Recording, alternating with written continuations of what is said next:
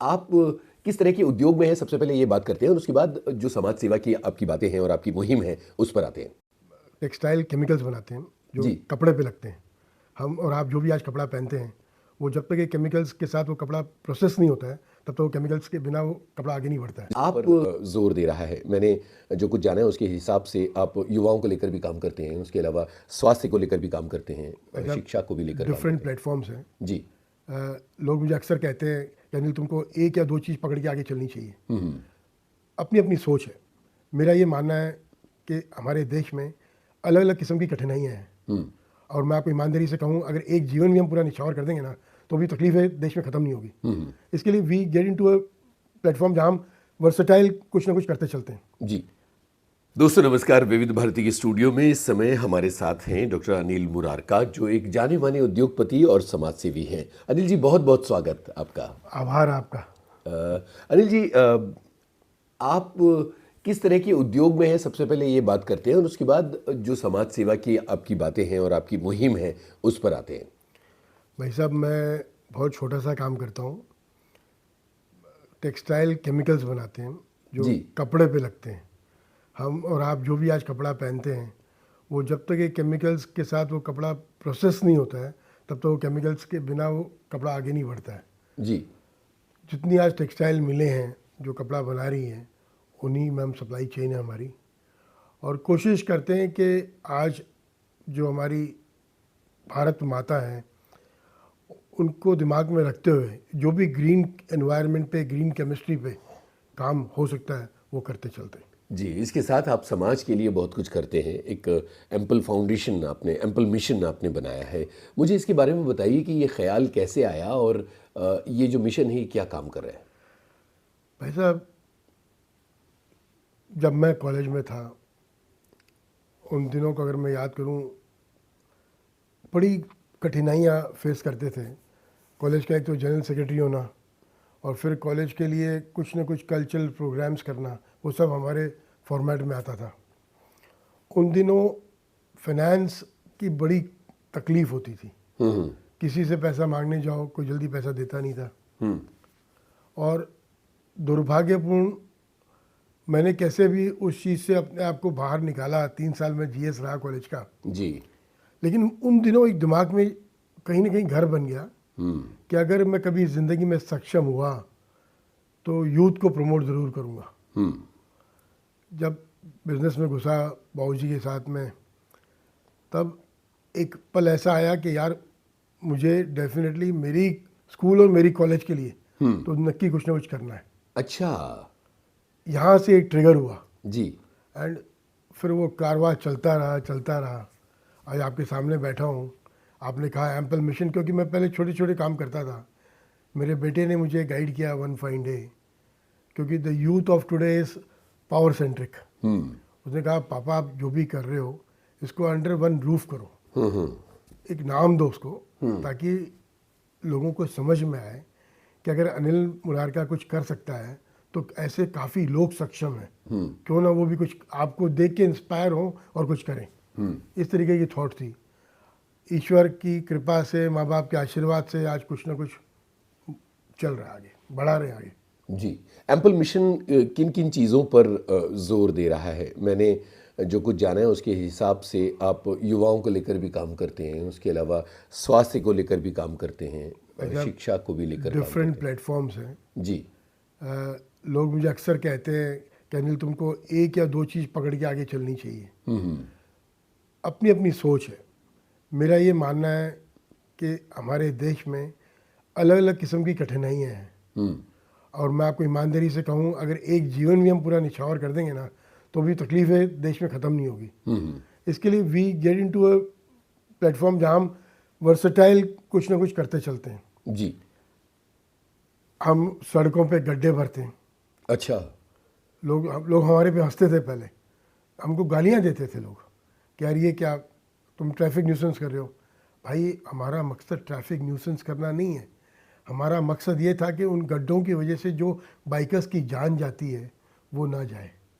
एक कहीं ना कहीं दिमाग में एक बैठ गया था कि अगर हमारी वजह से कोई एक बाइकर की भी जान बच सकती है वो क्यों नहीं करें। हर शनिवार और रविवार को मानसून्स में प्रिसाइजली हम गड्ढे भरते हैं सड़कों पे। हम्म रैम्प्स मैंडेटरी है, हम्म मगर कहीं ना कहीं सरकार सब जगह नहीं पहुंच सकती है, तो हम स्कूल्स में कॉलेजेस में जहाँ जहाँ रैंप ज़रूरी है वो हम रैंप बनाते हैं ताकि शारीरिक रूप से जो अक्षम लोग हैं। उनको कोई तकलीफ़ ना हो। जी। फिर आप बात करें जैसे हमारे आदरणीय प्रधानमंत्री जी का सपना है स्वच्छ भारत का, हम्म उसी थॉट पे हम स्कूल्स में, झुग्गियों में, झोपड़ों में जा जाके यूथ को प्रिसाइजली जागरूकता करवाते हैं कि भाई हाथों की सफाई करना कितना ज़रूरी है। क्योंकि अगर हम उन्हें जगा पाएंगे ना तो अपने माँ बाप को वो अपने आप सिखा देंगे। सही कह रहे हैं। उन जी। झुग्गियों में, झोपड़ों में जाके हम और कुछ नहीं करते, क्लासेस लेते हैं कि भाई आपको सफाई करना बिल्कुल इम्पोर्टेंट है। उनको हम लिक्विड सोप्स देते हैं और 2 नैपकिन्स देते हैं एज ए जेस्चर कि भाई ये भी ज़रूरी पार्ट है साबुन, उसके बिना आप आगे नहीं बढ़ सकते हो। डिफरेंट टाइप्स ऑफ कॉन्सेप्ट्स है भाई साहब। अच्छा, मैंने सुना है कि आप एसिड अटैक सर्वाइवर्स के लिए भी काम करते हैं। ये कोई घटना थी जिसकी वजह से आपको ये बात दिमाग में आई? नहीं भाई साहब, घटना तो देखिए हर चीज़ कोई ना कोई कारण से होती है। मैं एक बार कहीं सफ़र कर रहा था तो मेरी ट्रेन में 2 बच्चियां को मैंने देखा जिन पे तेज़ाब फेंका हुआ था। मैंने उनसे साइड में होकर बात की, क्योंकि आजकल किसी से बात करने में भी डर लगता है, कोई उल्टा नहीं पड़ जाए। मैंने शांति से उनसे बात की, मैंने उनको समझा। तो जब उनकी तकलीफ़ें मैंने सुनी, मुझे कहीं ऐसा महसूस हुआ कि अगर हम इनके लिए भी कुछ कर सकते हैं तो हमें करना चाहिए। क्या होता है, कुछ ऐसे लोग हैं जो उन बहनों पे जब तेज़ाब फेंकते हैं तो उनको लगता है उन्होंने इनकी ज़िंदगी ख़त्म कर दी है। मैं कहता हूँ वो जो जज्बा उन लड़कियों में है ना कुछ कर गुजरने का, सलाम करता हूँ, उसको नमन करता हूँ मैं। उन जिस जज्बे को देख के हमने प्रण लिया कि भाई इनको हम कोई ना कोई तरीके से हम मदद करते चलें ताकि वो सेल्फ कंटेंटेड हो जाए, अपनी ज़िंदगी खुद बसर कर सकें, 2 पैसा अपने लेवल पे कमा सकें। इस तरीके से अलग अलग मुहिम उनके साथ करते रहते हैं भाई साहब। जी। ये काम सिर्फ बॉम्बे में हो रहा है या आपकी आपके इस काम का दायरा राज्य है या पूरा देश है? उम्मीद करता हूँ पूरा देश आगे और फैलाऊँ इस काम को। अभी फ़िलहाल डेफिनेटली महाराष्ट्र में कर रहा हूँ, कुछ काम अभी हमने यूपी में भी किया है, कुछ काम बिहार में किया है। कोशिश करें कि जहाँ जहाँ पहुँच सकते हैं वहाँ पहुँचें। जी। यूपी और बिहार की तरफ कैसे बढ़ गए आप? भाई साहब, करीब 3.5-4 साल पहले जब मेरी माँ का स्वर्गवास हुआ था तो एक बच्चे के लिए माँ से बढ़ के कुछ नहीं हो सकता है। माँ बाप की जगह सर्वप्रथम है। मैं अक्सर कहता हूँ, आपके इस प्लेटफॉर्म पे भी कहना चाहूँगा, अपील करूँगा इन बच्चों को, आज के यूथ को। हम थ्रू आउट द वर्ल्ड घूमते हैं, जी। हम कोशिश करते हैं कि भाई हम बात करें संस्कारों की, हम ये भी करते हैं कि मंदिरों में, मस्जिदों में, गुरुद्वारों में हम जा जाके माथा टेकते हैं। मैं कहता हूँ उन बच्चों को, मंदिर मस्जिद सब आपके घर में ही है। आप रोज़ सवेरे अपने माँ बाप के चरण छू लो, वही सबसे बड़ा सवेरा है। उनके आशीर्वाद में जो ताकत है ना, किसी मंदिर मस्जिद में नहीं है। तो ये इतना इम्पोर्टेंट फैक्टर है। जब माँ गुजरने के बाद मैंने कुछ ना कुछ सोशल मीडिया पे पोस्ट किया था, उस पोस्ट्स को देख देख के I started getting a call. मेरे पास किसी का फ़ोन आया और मुझे माफ़ करें आप, मैं कुछ अननोन नंबर होते तो फ़ोन यूजुअली उठाता नहीं हूँ मैं। लेकिन किसी ने मुझे लगातार निरंतर 60-70 बार एक ही नंबर से फ़ोन किया। तो जब अपने जो हिंदू के संस्कारों में कि 12-13 दिन की पूजा के बाद में स्वर्गवास के बाद माँ का, जब मैं दफ्तर पहुँचा तो मैंने मेरे सेक्रेटरी को कहा, बोला इस नंबर से मेरे पास बार बार फ़ोन आ रहा है, इसको कनेक्ट करो ज़रा। मैंने जब उधर बात की तो वो फ़ोन बिहार से था। जो उन्होंने मुझे बात बताई, मेरे रोंगटे खड़े हो गए। उन्होंने कहा, मुनारका जी, आपने एक स्मशान भूमि मुंबई में बनाई है, गोरेगांव ईस्ट में, जिसका नाम है शिवधाम। ऐसे ही हम चाहते हैं कुछ आप बिहार के लिए करें। डिस्ट्रिक्ट मुंगेर से फ़ोन था ये।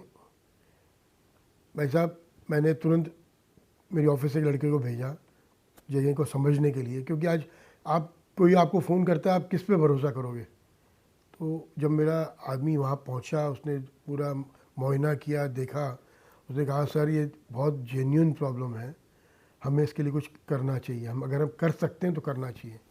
मैं, आप मानो नहीं मानो, मैंने 1 मिनट नहीं लगाई, मैंने बोला उनको कंफर्म करो, अपन इसमें आगे बढ़ते हैं।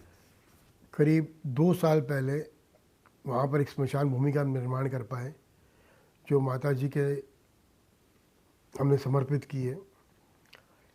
आज उन 3 गांवों के बीच में वो एक ही भूमि है, और सब कुछ, मुझे खुशी होती है कि आज सब कुछ वहाँ सब व्यवस्थित और कंट्रोल में चल रहा है। जी, ट्रांसजेंडर्स के लिए जो आपका काम है उसके बारे में बताइए। भाई साहब, इट्स एक थॉट है, इक्वालिटी। आज मैं मेरी सोसाइटी का चेयरमैन हूँ, मेरे पास भी कोई अगर एप्लीकेशन आता है कोई ट्रांसजेंडर का, किसी किन्नर का, कि उनको जहाँ जगह चाहिए रेंट पे, तो मैं अगर चाहूँ भी तो भी मैं नहीं कर सकता, क्योंकि आज अब मेरे साथ कमेटी मेंबर्स हैं काफ़ी, मुझे सबकी परमिशन लेनी पड़ती है, सबका माइंडसेट देखना पड़ता है। ये कहीं दिमाग में था यार, इनको भी आज समाज में इक्वल राइट्स मिलने चाहिए, इस पे हमें कुछ करना चाहिए, ज़रूरी है बहुत करना। तो अब क्या करें आप, मैं एक साधारण आदमी हूँ, आप अकेले क्या कर सकते हो। तो मैं महामंडलेश्वर लक्ष्मी त्रिपाठी माँ, उनको मिला मैं, उन्होंने कहा अनिल कुछ करो, सोचो इस बारे में, रियली बहुत कुछ कर सकते हो चाहो तो। सबसे बढ़िया माध्यम मैंने सोचा इसके बारे में वो था fashion show. Times of India हर 3-4 महीने में एक फैशन शो करता है। मैंने इन्हीं बहनों को लेके फैशन शो शुरू किया। मेरे को आज भी वो गूज बम्स आते हैं, वो खौफ में जो इस टाइम उसमें गुजर रहा था कि कहीं मुझे लोग गलत ना समझें, मिसअंडरस्टैंड ना करें। लेकिन आप यकीन मानो जो सुकून मुझे मिला कि लोग फैशन शोज़ करते हैं कुछ सेलिब्रिटी फेसेस को लेके, हमने फैशन शो शुरू किया और अंत भी उसको किया with transgenders. It was history created. और जो वहाँ ये पल था, मुझे जब ये कर रहा था मुझे इतना तो पता चला किसी से कि ये हिंदुस्तान में पहली बार हो रहा है।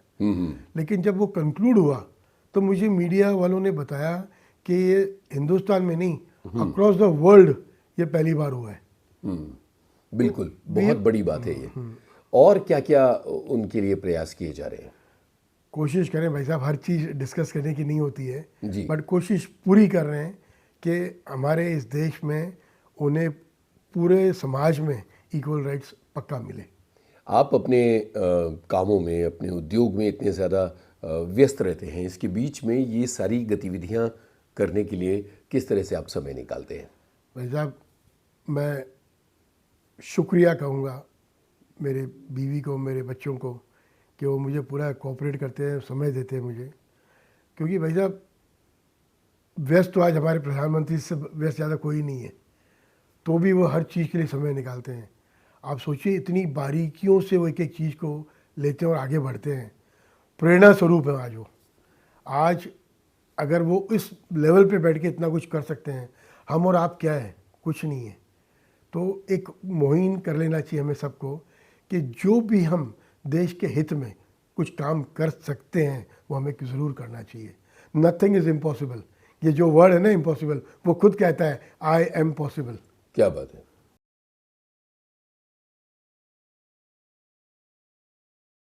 विविध भारती के स्टूडियो में इस समय हमारे साथ मौजूद हैं जाने माने उद्योगपति और समाज सेवी डॉक्टर अनिल मुरारका। अनिल जी, पिछले हफ्ते जब आपसे बातें हो रही थी तो आपने बताया कि आप किस किस तरह की मुहिम चला रहे हैं और जो एम्पल मिशन है उसके ज़रिए आपने कुछ काम किया है। मुझे पता है कि डॉक्टर APJ अब्दुल कलाम से आपको आशीर्वाद मिला था, वो घटना हमारे साथ बांटिए। भाई साहब, मैंने कहा आपको थोड़ी देर पहले कि मैं जब खुद कॉलेज में एक बच्चा था, तब एक दिमाग में कहीं बैठ गया था कि कुछ ना कुछ यूथ के लिए करना चाहिए। उसी थॉट के साथ आज कॉलेजेस में, स्कूल्स में उन बच्चों को प्रमोट करने की कोशिश करता हूँ जो आज कहीं ना कहीं कुछ लैकुना है जिनमें, कोई चाहे स्कॉलरशिप्स हो या कुछ ऐसे बच्चे मिलते हैं जो पढ़ाई में कमज़ोर हैं लेकिन उनमें एक अलग फ़न है, ज़बरदस्त फनकार है अलग अलग चीज़ के, उनको उस चीज़ में प्रमोशन देते हैं।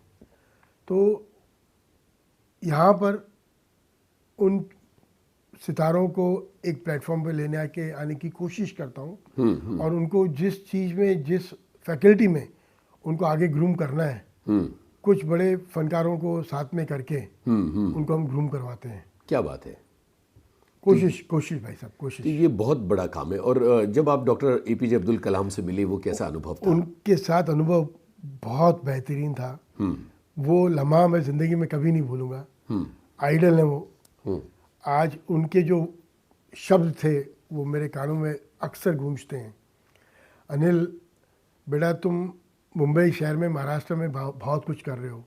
मैं चाहूँगा एक दिन पैन इंडिया तुम कुछ ना कुछ करते चलो, बढ़ते चलो। वाह वाह। उन्हीं शब्दों को दिमाग में रखते हुए कोशिश करता हूँ कि कुछ ना कुछ करते चलें। जी। एक आपका फील्ड जो है काम का, वो है सिनेमा के ज़रिए, फिल्मों के ज़रिए या डॉक्यूमेंट्रीज़ के ज़रिए जागरूकता फैलाना। इसके बारे में बताएं। भाई साहब, हम सब साधारण लोग हैं, हम कितनी भी कोशिश कर लें अवाम हमारी नहीं सुनेगा। जी। तो हमने सोचा क्यों नहीं शॉर्ट फिल्म्स बनाई जाए जो सिविक मैसेज दे, अच्छा। अवाम को जागरूकता दे कि क्या चीज़ ज़रूरी है, क्या चीज़ नहीं है। ऐसे ही थॉट्स पे हम ये शॉर्ट फिल्म्स बनाते हैं जो 1.5 मिनट की होती है कि 2.5 मिनट की होती है, क्योंकि आज का यूथ उसके पास समय नहीं है।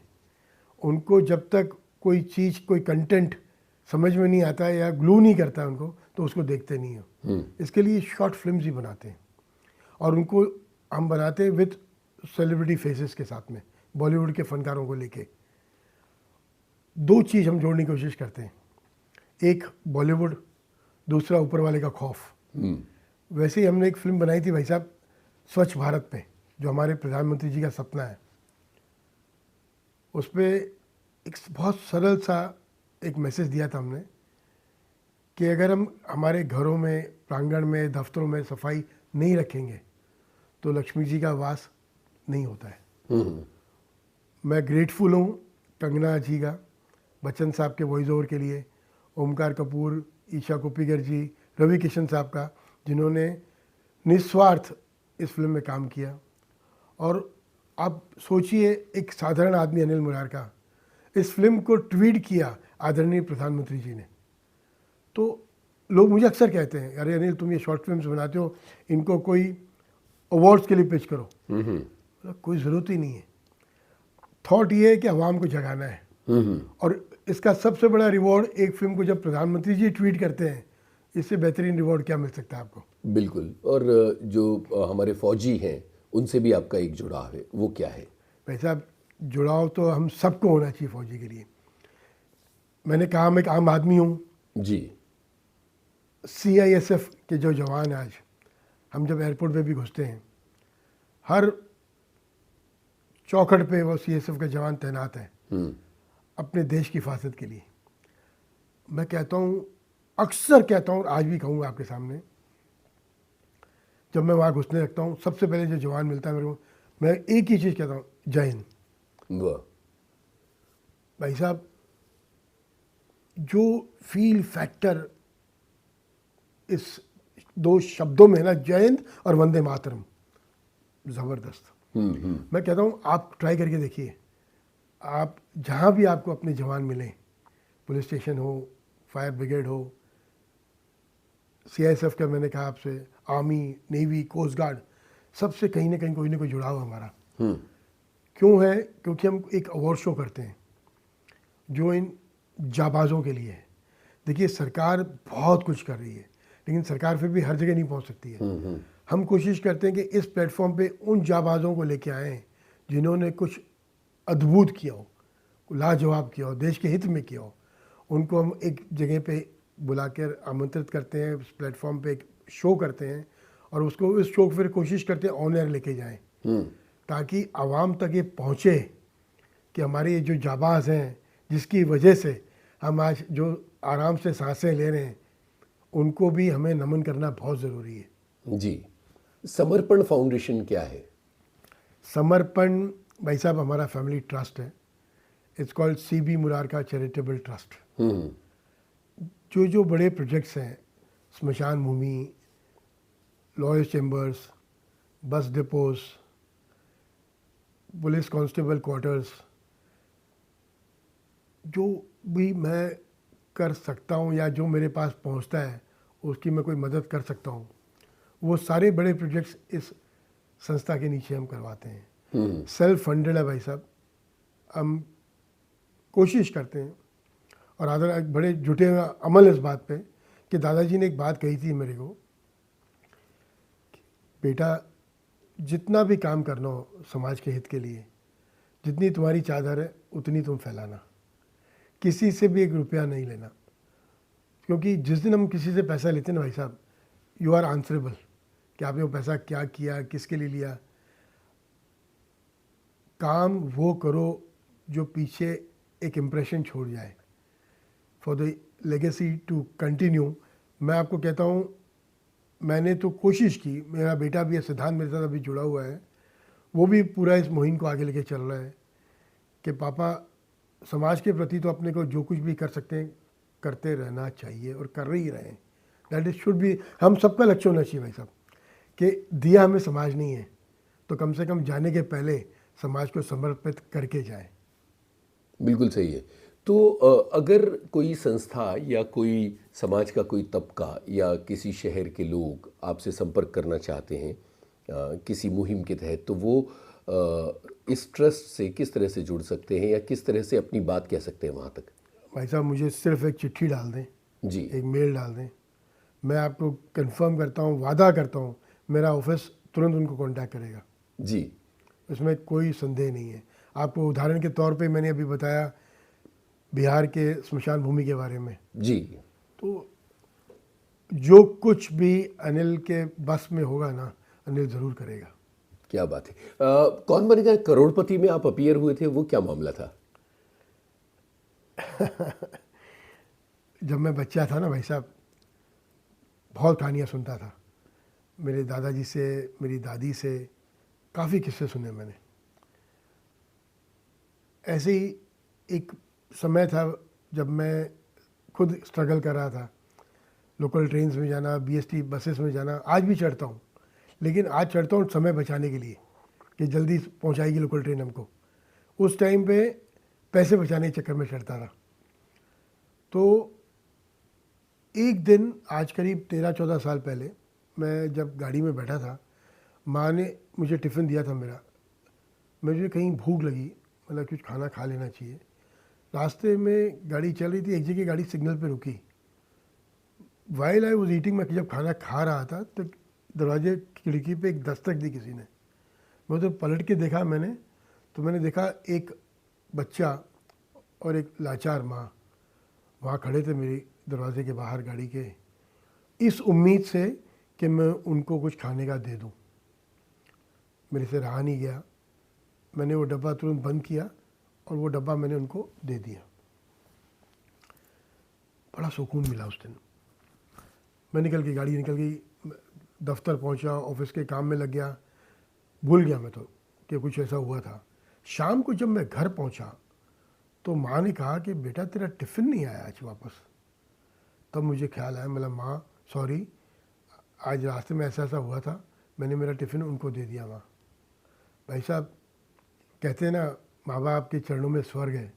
एक बात कही माँ ने, बोला बेटा एक काम कर, कल से मैं तेरे को 10 डिस्पोजेबल कंटेनर दूंगी खाना भर के, जो कोई तेरे को ऐसा मिले रास्ते में उसको ये खाना ज़रूर देना बेटा।